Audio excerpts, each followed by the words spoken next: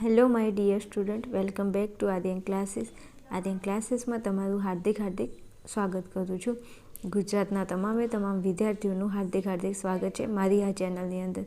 નવા વિદ્યાર્થીઓ જો તમે વિડીયો જોઈ રહ્યા છો તો પ્લીઝ ચેનલને સબસ્ક્રાઈબ કરી લેજો. જે બી કોઈ બી અપડેટ હોય કે મારા દ્વારા કોઈ પણ વિડીયો અપલોડ કરવામાં આવે તો એની નોટિફિકેશન તમને ફટાફટ મળી જાય. અને ધોરણ 12 આર્ટ્સને લગતા તમામ વિષયના મોસ્ટ આઈમ્પી ક્વેશ્ચન આપણી ચેનલની અંદર અપલોડ કરવામાં આવે છે. તમે ડિસ્ક્રિપ્શનમાં લિંક આપેલી છે, ત્યાં જઈ અને વોટ્સએપ ચેનલ અને ટેલિગ્રામ ચેનલમાં જોડાઈ શકો છો. ચલો વિદ્યાર્થીઓ, તમારી કાલે એક્ઝામ છે, તો આજે આપણે ધોરણ 12 ગુજરાતીમાં વ્યાકરણ વિભાગ, જે દરેક વિદ્યાર્થીને તકલીફ પડતી હોય છે એવું હું માનું છું. ઘણા બધા વિદ્યાર્થીઓના ફોન મેસેજ આવી ગયા હતા કે બેન વિભાગ સીનો વિડીયો બનાવો, થોડું અમને આઈએમપી આપો.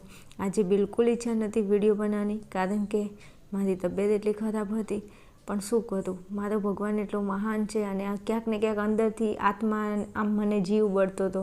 અંદરથી એવું દુઃખ થતું હતું કે આટલા માટે મારા છોકરાઓને ક્યાંક કદાચ આમાંથી આઈએમપી આપો ને એમાંથી ક્યાંક પૂછાઈ જાય બેઠું તો એમને વિભાગ સીના માર્ક્સ થોડા મળી જાય. એટલે તમારા માટે મહેનત કરી છે. વાંધો નહીં, ચલો એ તો ભગવાન મને મારી મહેનતનું આપી દેશે. પણ તમને બધાને જય શ્રી રામ. ભગવાનનું નામ લઈ અને હું મારું કામ ચાલુ કરું છું. હું દિલથી અને દાનતથી કામ કરું છું. એટલે તમે દિલથી દાનતથી કામ કરજો. કાલે એક્ઝામની અંદર બેઠા પ્રશ્નો જોવા મળશે. અને ક્યાંક ને ક્યાંક તમારા જે વિભાગ સીમાં માર્ક્સ કટ થાય છે તો એ માર્ક્સ તમારા થોડા કવર થઈ જશે, એવો પ્રયત્ન મેં અહીંયા કર્યો છે. ચાલો, વિભાગ સીની અંદર સૌથી પહેલાં તમને આપે છે સમાનાર્થી શબ્દો. કયા શબ્દો છે? સમાનાર્થી શબ્દો. ચાલો હવે સમાનાર્થી શબ્દો કયા છે હું અહીંયા તમને સમજાવું છું.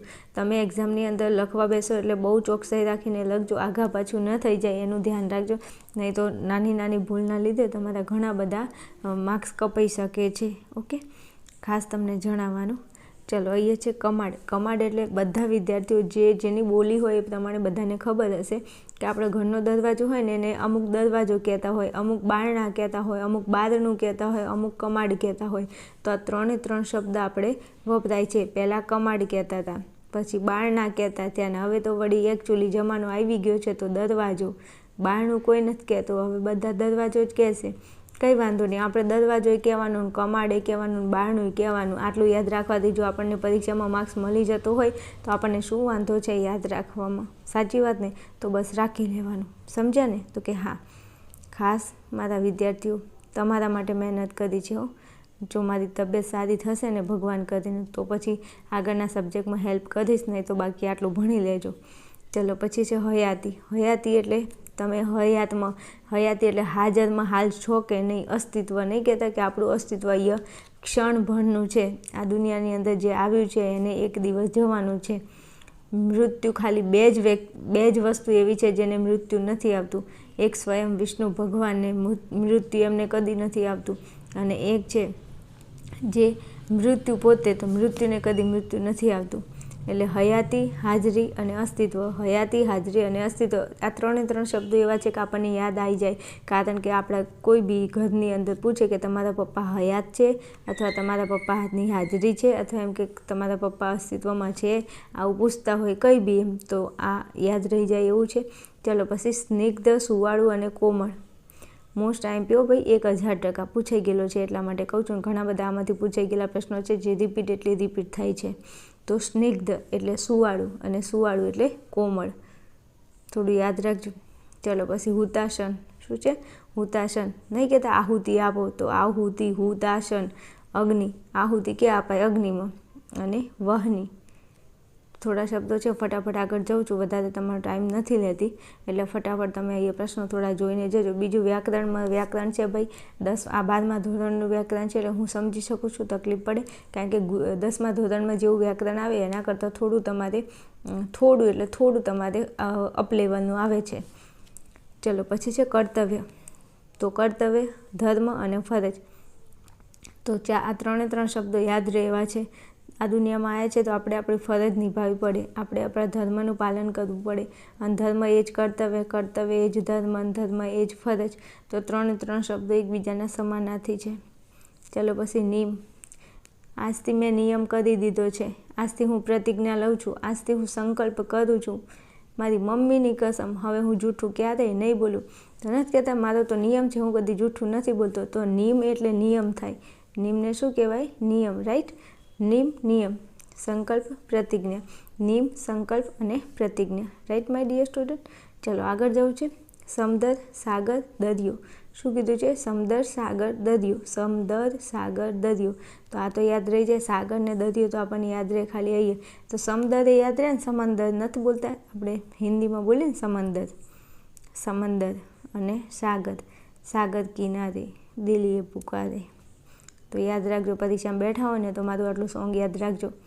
બીજું ખાસ કહી દઉં ભાઈ, ઓવર એક્ટિંગ કરતા નથી આવડતું, કરતી નથી, પણ એ ભણાવું છું ને એ એવું ભણાવું છું કે તમે એક્ઝામમાં બેઠા હોય ને તો તમને 1000% યાદ આવે. એટલા માટે મારે અલગ અલગ ભાષામાં અને અલગ અલગ ટ્રીકથી અને અલગ અલગ હસી મજાક સાથે મારે તમને ભણાવવું પડે છે. હું તમને ભણાવું છું, બાકી તો તમને ખબર છે હે ને. હા એમ. ચલો પછી છે હાટ, દુકાન, પેઢી. હાટ, દુકાન અને પેઢી.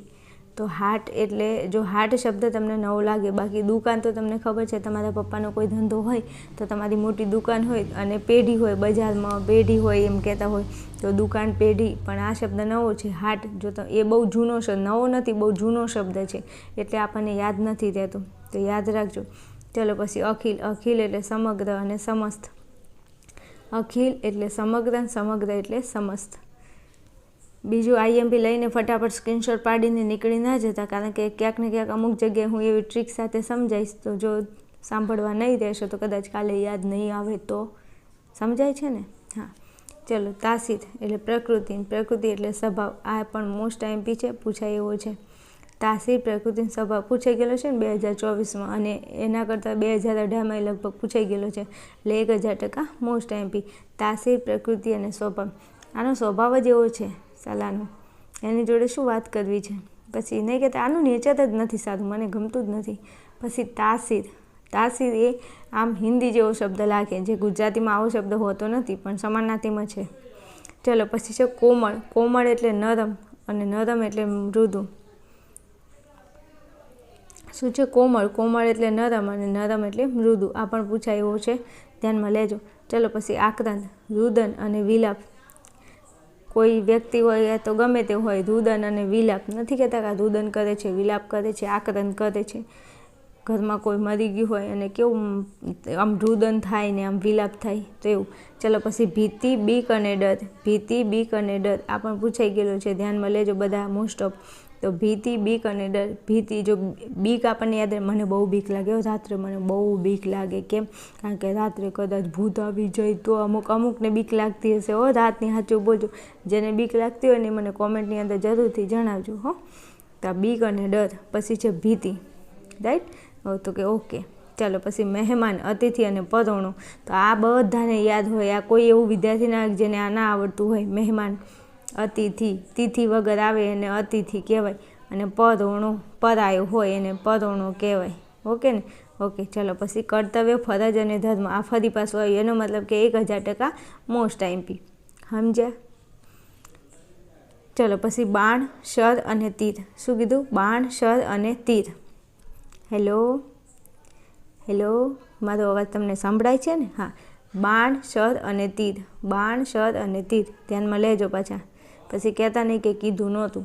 ચલો પછી ક્લેવર, દેહ અને ખોડિયું. શું કીધું છે?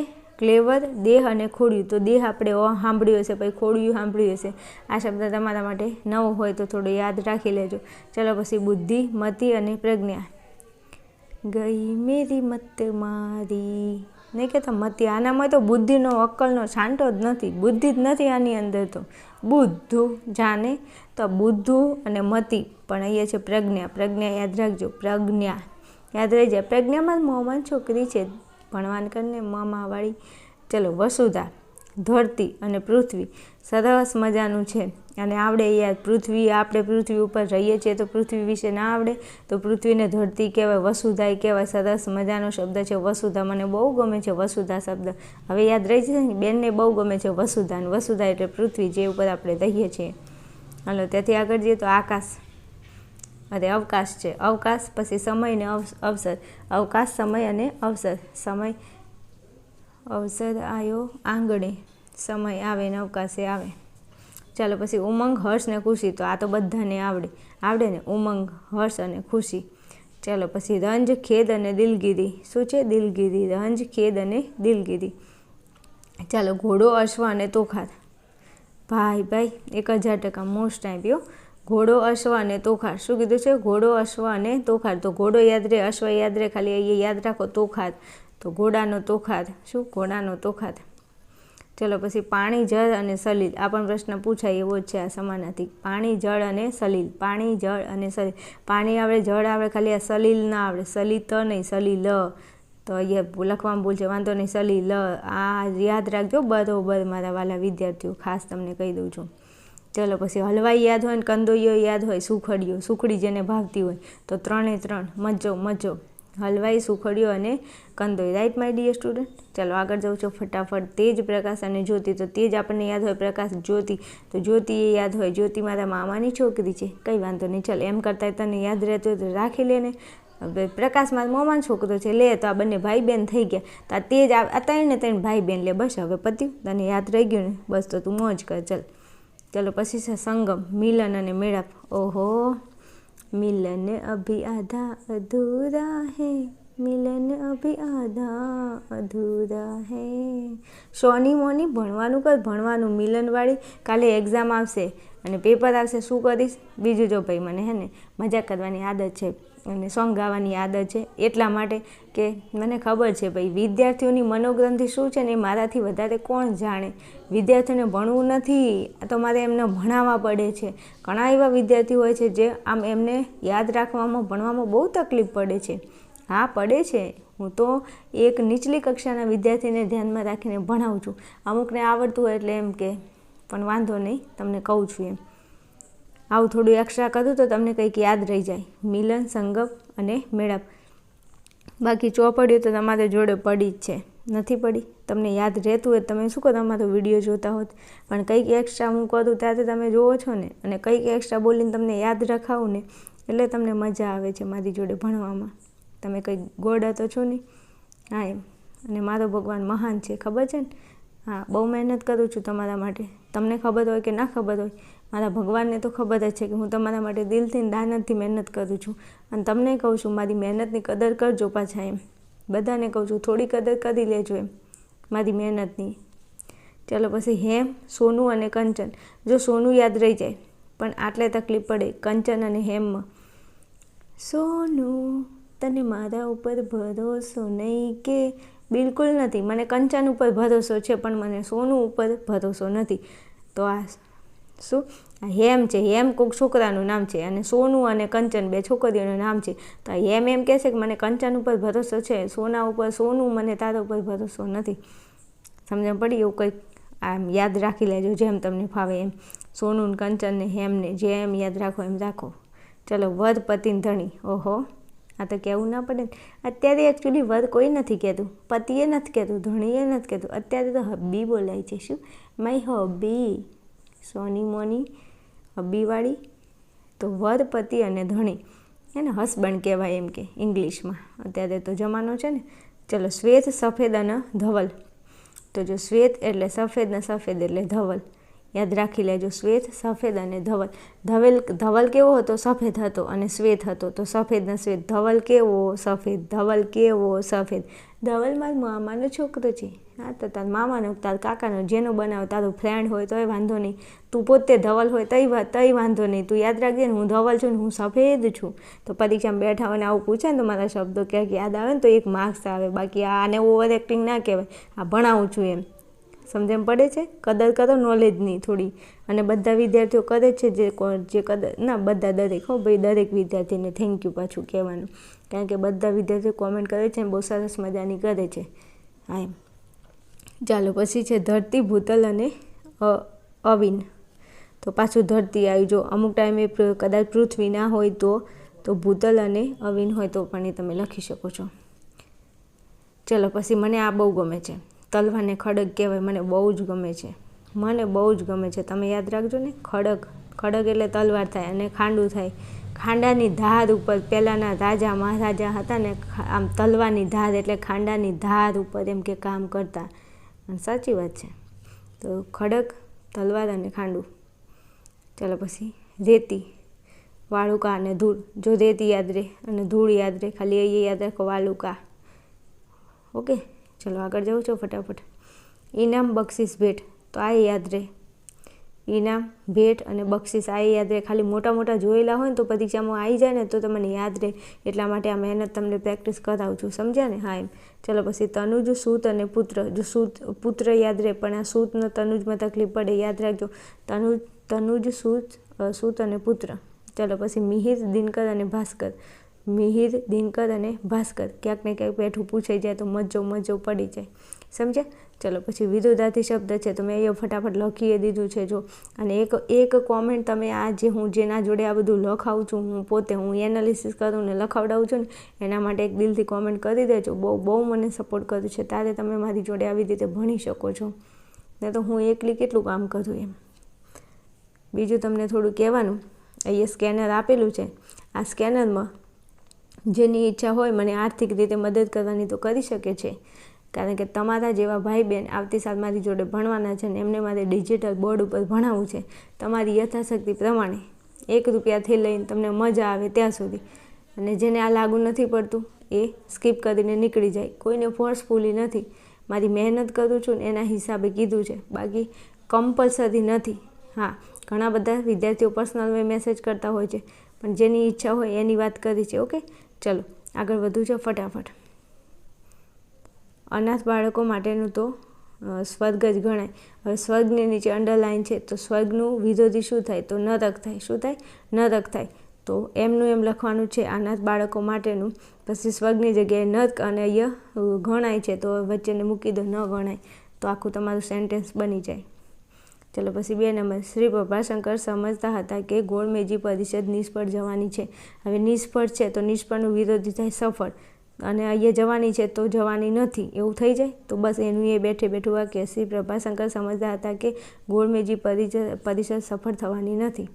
હકાર હોય તો નકાર, નકાર હોય તો હકાર, એવી રીતના ફેરફાર કરવાનો. ચલો, હું શાંતિનો દાવ ખેલવા બેઠો છું તો અંડરલાઇન છે શાંતિનો. તો શાંતિનું વિરોધી થાય અશાંતિનો દાવ. હવે અહીંયા છું તો આપણે નથી કરવું પડે, તો હું અશાંતિનો દાવ ખેલવા નથી બેઠો. ચલો પછી 4માં ભગવાને અહીંયા સંમતિ નીચે અંડરલાઇન છે દર્શાવી. ભગવાને સંમતિ દર્શાવી તો સંમતિનું વિરોધી થાય અસંમતિ. અહીંયા છે દર્શાવી, આ છે હકારમાં, તમે નકારમાં કરો. ભગવાને અસંમતિ ન દર્શાવી એટલે પતી ગયું. આમાં શું નથી આવડતું? ચલો 5 નંબરમાં આ વિભાગ નૈસર્ગિક અને અફળ છે તો નૈસર્ગિકના નીચે અંડરલાઇન છે તો નૈસર્ગિકનું વિરોધી શું થાય? તો કૃત્રિમ થાય. અહીંયા છે તો તમે નથી મૂકી દો, બસ બાકી વાક્ય એમના એમ. આ વિભાગ તો આ વિભાગ. અહીંયા નૈસર્ગિકનું કૃત્રિમ કર્યું, અનેનું અને, અફળનું અફળ, છેનું નથી કરી દો એટલે વાત પૂરી. ચલો પછી આટલું ખાલી બોલું છું ને એમાં ઘણાને નહોતું આવડતું ને એને આવડી ગયું છે. હા, હાલ સમજાયું ને એમાં. આ પેલું નથી છે એમાં નહીં ખબર પડતી, વિરોધી તો તોય આવડી જાય. ચલો, હું ભણાવું છું, તમને એવી કદર થતી હોય મારી તો કોમેન્ટની અંદર જણાવી શકો છો, સમજ્યા મારા વાલાઓ? ચલો, એમની બુદ્ધિ, પ્રતિભા તથા કાર્યશક્તિ આકર્ષક હતા. હવે અહીંયા છે આકર્ષક, તો આકર્ષકના નીચે અંડરલાઇન છે તો આકર્ષકનું વિરોધી થાય અનાકર્ષક, અને અહીંયા હતા તો આપણે લખવાનું ન હતા, બાકી ઉપરનું વાક્ય એમના એમ.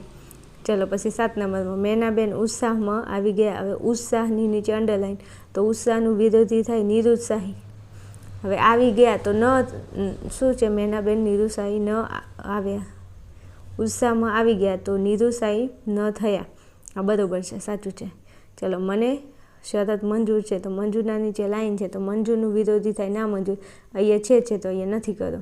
બધામાં છેનું નથી ના થાય, થોડું જોવાનું એમ. બંધ બેસતું હોય ત્યાં કરી દેવાનું. ચલો, તે હિંદ માટે અનુકૂળ વાતાવરણ ઘટશે તો અનુકૂળનું શું થાય? પ્રતિકૂળ થાય. શું થાય? પ્રતિકૂળ.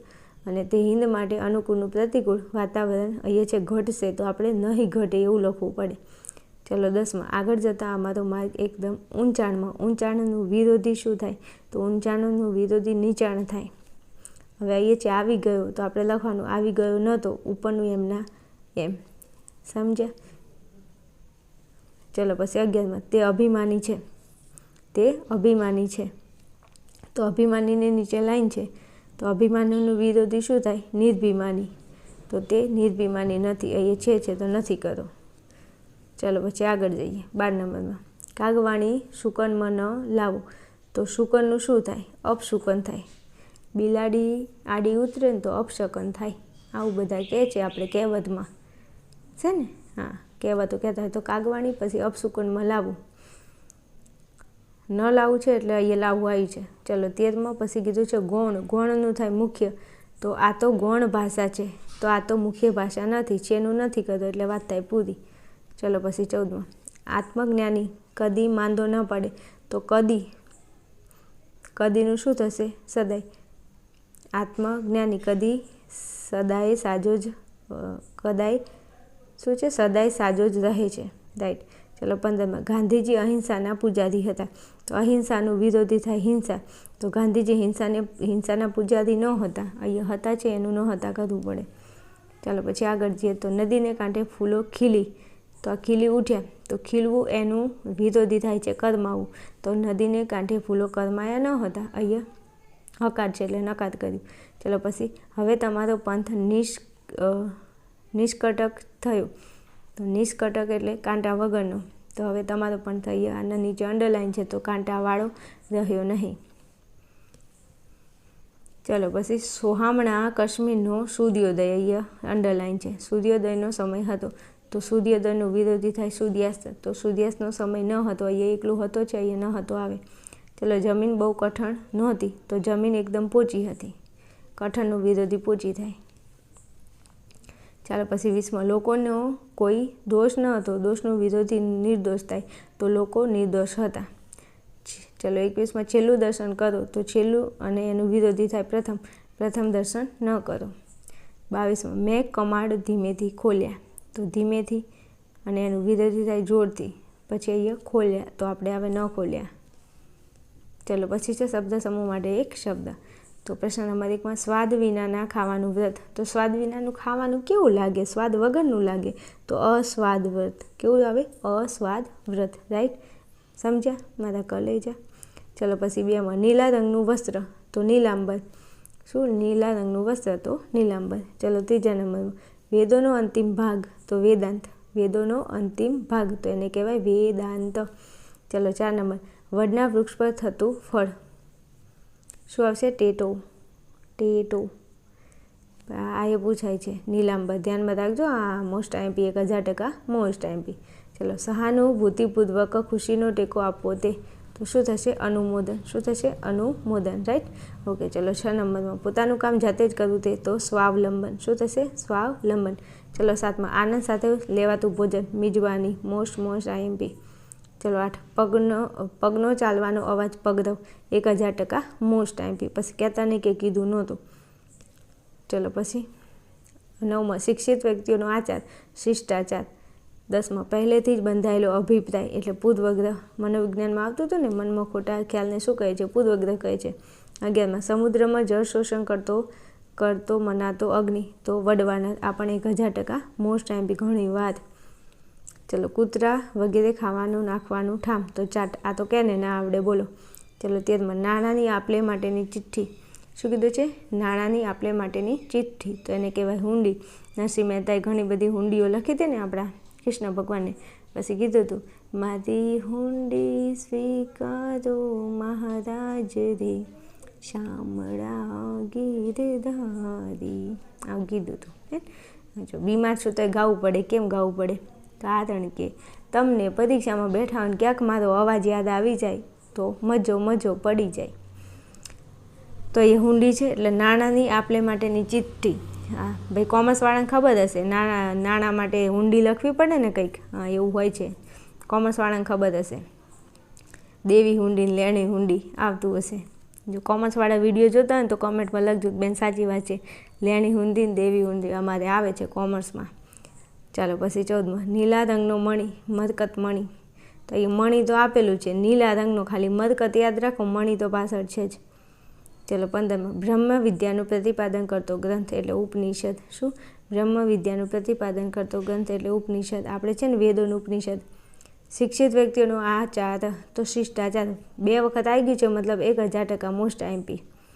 ચાલો પછી જેમાં ધર્મ અધર્મની સૂઝ ન પડે એવો કઠિન પ્રસંગ, તો ધર્મ સંકટ. આ પણ મોસ્ટ આઈએમપી પૂછાઈ ગયેલો છે, ધ્યાનમાં લેજો. ચાલો પછી 18માં ગોળ કે મહુડો ભેળવીને કેળવેલી તમાકુ, તો શું આવશે? ગડાકુ. ચલો 19માં પગના તળિયાનો એડી તરફનો ભાગ તો પાની. નહીં કહેતા આવી કહેવત છે કે બૈરાઓની બુદ્ધિ પાની હોય. કેમ કે એ ગમે ત્યારે કંઈ ગામ જવું હોય ને તો તે પાછળ જોવે એની પાની બાજુ. તો એ પાની બાજુ કેમ જોવે તમને ખબર છે? સાડીનું ઓલું શું કહેવાય એનું પલ્લું જોતી હોય નીચે, એમ કે બધું બરોબર તો છે ને. ચલો પછી 20માં જોઈશું. હાથી, ઘોડા, રથ અને પાયદળ એમ 4 આંગવાળી સેના તો ચતુરંગીની સેના. 4 અંગવાળી સેના તો ચતુરંગીની સેના. ચલો 21માં ઘાસ પાલથી બનાવેલ ગોળાકાર અને ઘુમટના આકારનું છાપરાવાળું ઝૂંપડું તો થશે કૂબો. આ યાદ રાખજો ને, કારણ કે આપણે ટેક્સ્ટ બુકમાં કૂબો આવે છે ને, તમને ખબર છે ને, પાઠ પેલા ધના ભગત છે ને. ચલો 22માં પછી ઊંચા ઢોળાવાળી જમીન તો ટેકરો. આ પણ જોજો, ઊંચા ઢોળાવાળી જમીન તો થશે ટેકરો.